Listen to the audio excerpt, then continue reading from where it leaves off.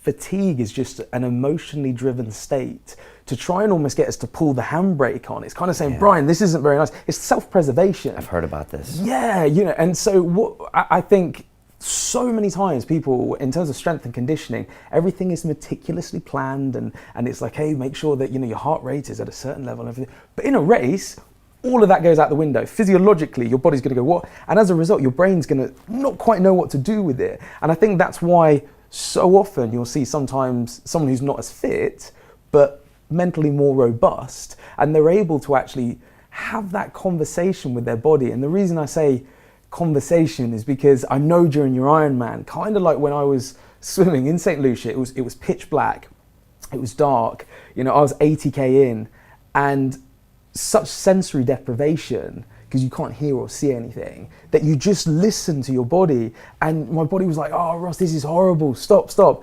And it was kind of like, are you really struggling, or can we do another K? Be honest. I'm sort of chatting to my body going, be honest. Yeah. And it's like, no, I think we're okay. And it's like, okay, then just stay with me and let's keep going. And that's almost what you have to do. And that's what you'll see. Certainly, again, at Kona, if you make it to Kona, you are an unbelievable, athlete.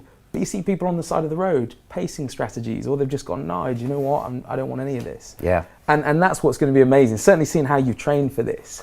Seems like no stone's like unturned. Well, I'm lucky that I got right in with a really professional trainer, and so she's training John and me remotely, but she watches everything. She's run a bunch of races herself. She'll be there. She's got like 20 athletes in the race, and so she's telling me to do the right things. If I was doing this on my own, I would have made all the mistakes that people usually make.